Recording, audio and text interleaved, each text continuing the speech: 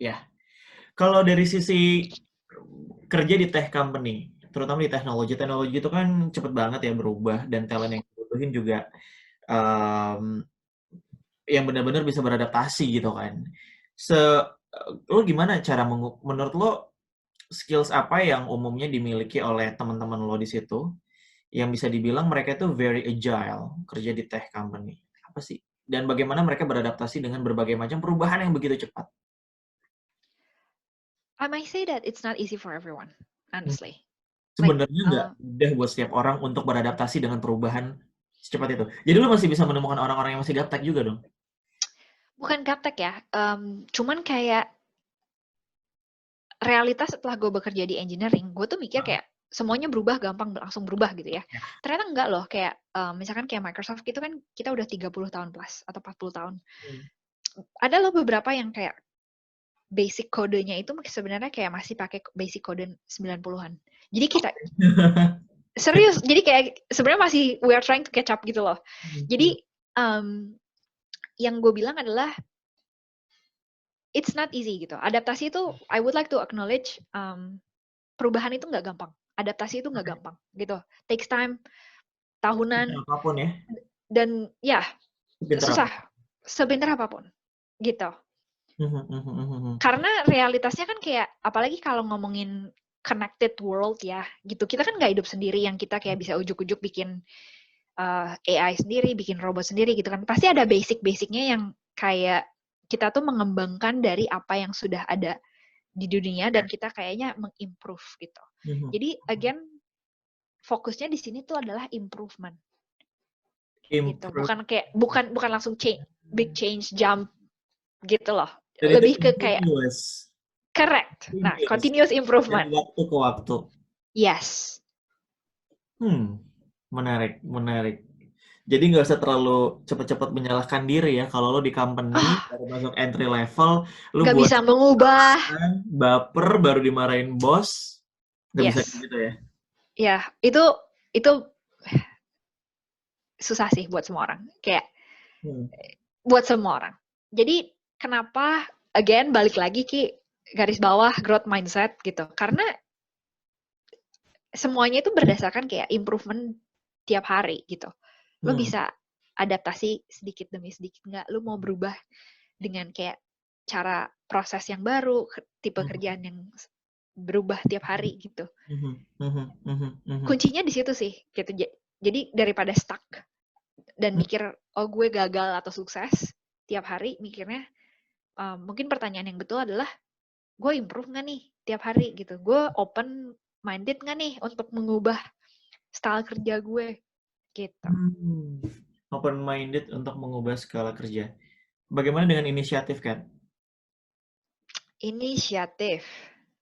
Kemampuan Ini proaktif itu. inisiatif drive itu ya, inisiatif and drive itu penting sih ya. Kalau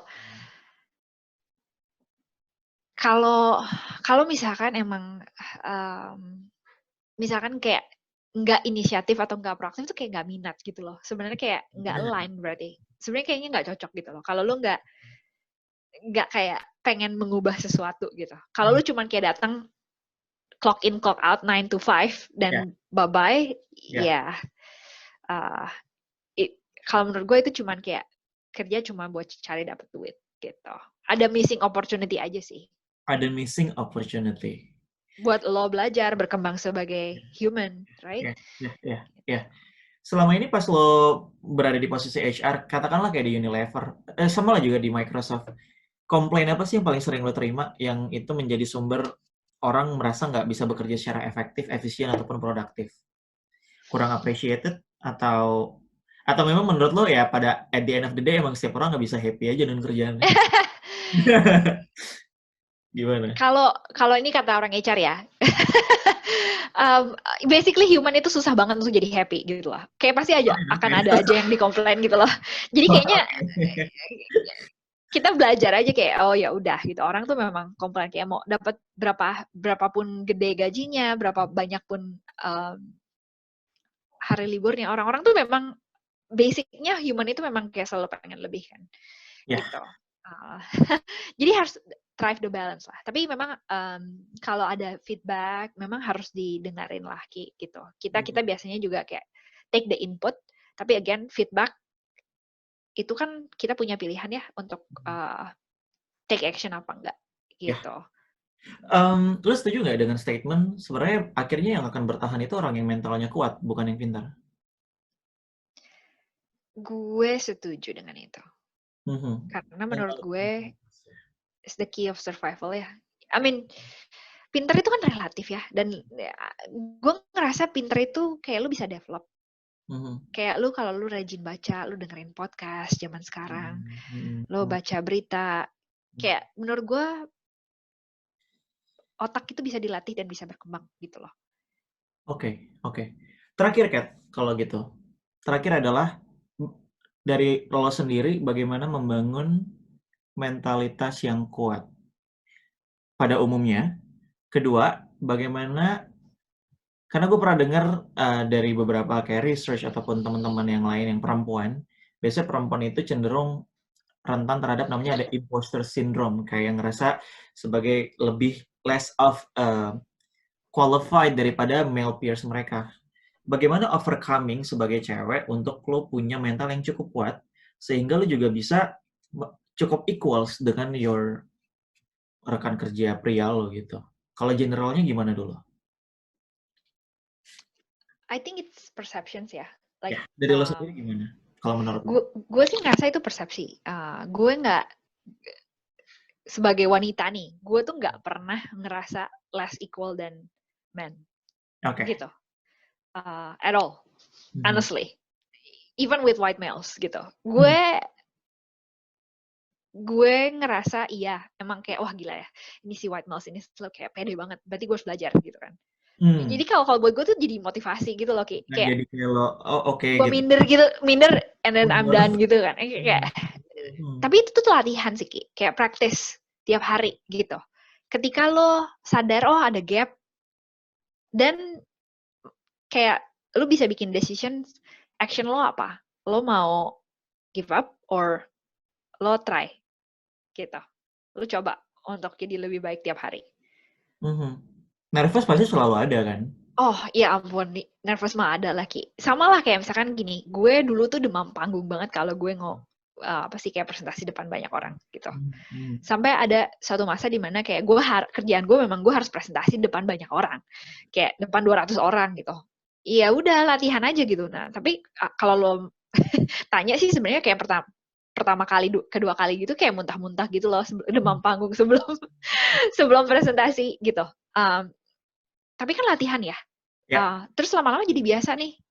Nah, setelah biasa gitu tuh ya udah, you know you can do it gitu. Karena udah bisa karena terbiasa kan. Nah, terus sekarang kerjaan gue lebih introvert nih sekarang. Nggak harus presentasi. Kayaknya gue akan muntah-muntah lagi sih kalau gue disuruh presentasi depan 200 orang. Tapi at least I know like I did it before gitu. Jadi pasti bisa. Jadi kalau gue sih menurut gue balik lagi ya latihan gitu. Practice makes it perfect. Oke. Simple, tapi ya emang harus dipraktekin. No other way, no magic word, like kayak nggak ada shortcut lah. Nggak ada shortcut, itu penting banget sih untuk banyak orang mikir begitu banyak shortcut. Oke. Kat, thank you banget. Thank you so much. Stay safe di Seattle. Kapan sih lo balik ke Indonesia? Ya, tadinya sih plannya kayak sekitar tahun ini atau Januari, tapi but then like dengan corona ini ya nggak terprediksi. Oke. Thank you so much and I'll see you soon virtually. Yes, virtually. Gue nggak usah kayak soon, how soon. Thank you Loki untuk kesempatan untuk sharingnya, dan senang banget bisa catch up sama lo. Semoga berguna loh. Pastinya. Thank you, bye-bye. Bye.